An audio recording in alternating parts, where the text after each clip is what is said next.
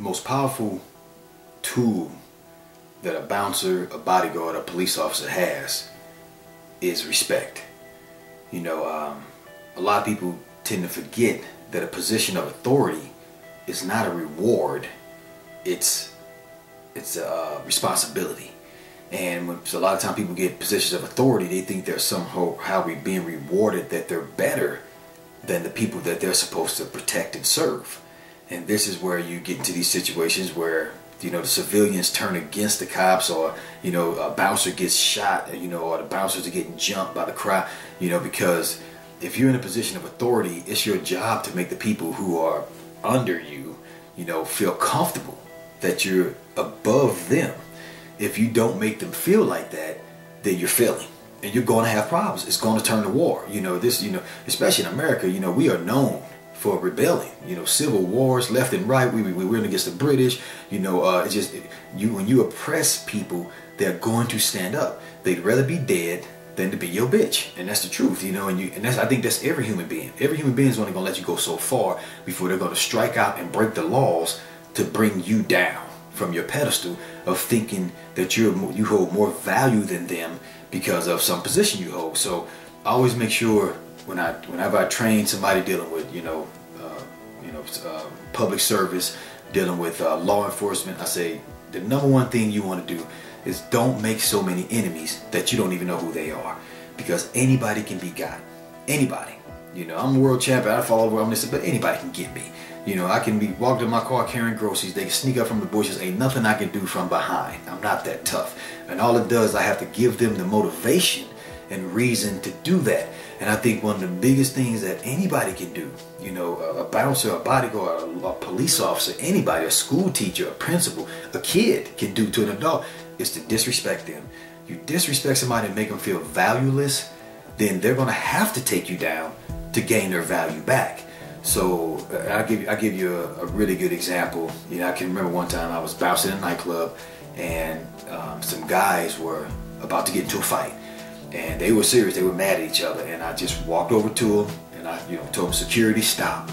You know, and I they wouldn't stop the fight, and I grabbed one and pulled them back, and then I said to turn the ball, I said, look, both of y'all, some big strong cats, man. I don't want to have to fight y'all in here, and I get thrown through a wall by one of y'all, or get knocked out, and I'm laying on the ground knocked out by one of y'all or something, you know. And secondly, you know, this hot girl over here, she been checking you out, you know what I'm saying? And this how it goes. Either you gonna get with her, you know, or I'm gonna go get her, you know what I'm saying? Because if you want to roll around with this dude and then roll around with all us other muscle-bound dudes trying to get a hold of y'all and get my sweat all over you and in your mouth and all that, instead of her sweat in your mouth, then you go ahead and fight. We're gonna get you out of here, and then as soon as we throw you out, I'm going after this girl that's been looking at you.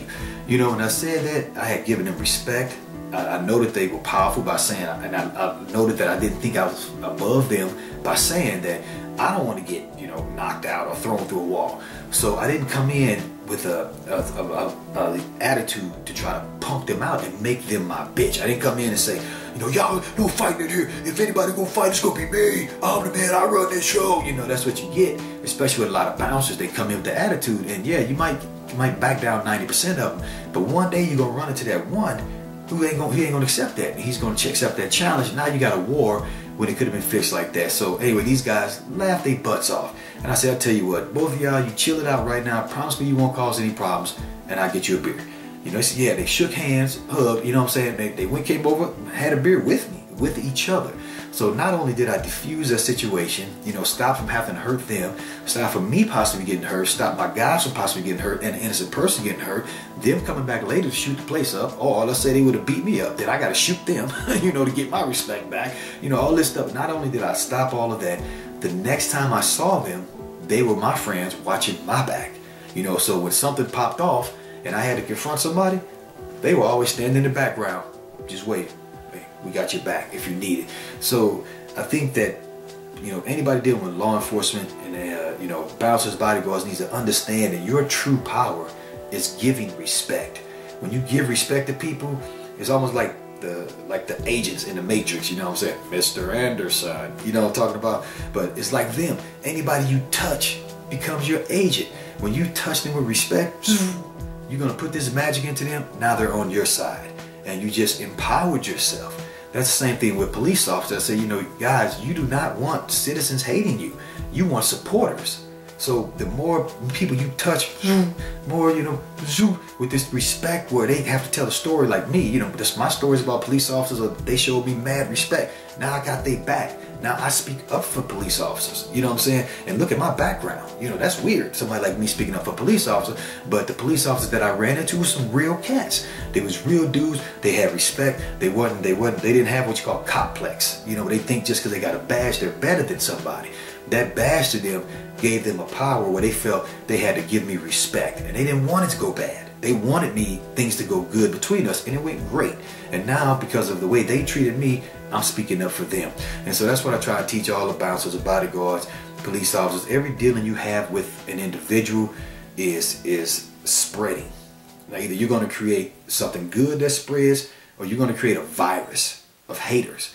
And the bigger it gets, I'm telling you, man, rebelling citizens, rebelling people who have had it up to here, who are sick and tired of your crap, you don't want to go against that. And anybody who says they're ready to go against that is an idiot, because they've never went against that before. I've seen it. I've seen those explosions happen, and when a person is motivated to bring down his oppressor or her oppressor, it's not going to be pretty for anybody.